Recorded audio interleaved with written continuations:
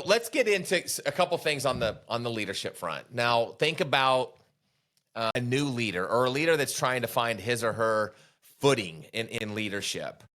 What would be some of Richard's best practices in two spaces? One is, what are some things that you would coach a new leader to focus on that would create a good team member experience, right? Create, a fulfillment, create engagement, create that they, mentally they made the right choice. They enjoy working in their space. They enjoy working with others in their space. What are some of the elements that you would coach us on there?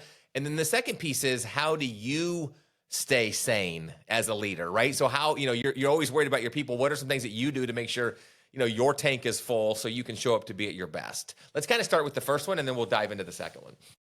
The first thing you do when you come in to an environment is you have to remove negative employees, plain and simple. You have to eliminate those that are slowing things down, that are not adding to the culture. And I even talk about this when we hire people or when we're bringing somebody in.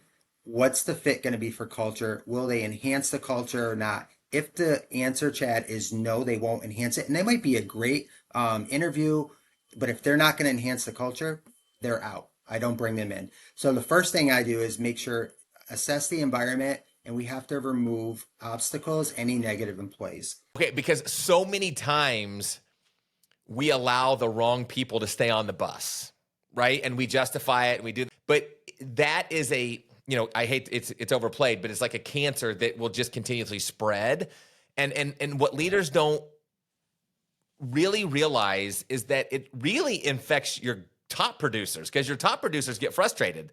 They're like, why is Chad still on this bus, right? He's not. And it's, again, I might not be a bad person. It just might not be the right fit. And you mentioned fit earlier. And so I think that is so valuable. But it's like that right there will lighten the load and create. And it's almost like, just have the courage to do it, because 4 months down the road, you're going to look and say, that was the best decision I made.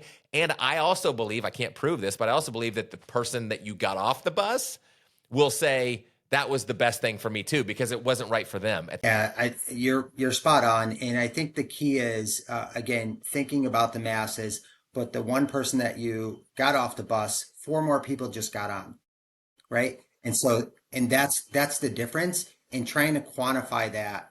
It is massive. You can put dollars to it and say we already know what we learned from turnover, right? And how many dollars from bringing somebody on and training, but there's just so many people that get back on the bus, and then it's endless. So that Okay. is a non-negotiable for me.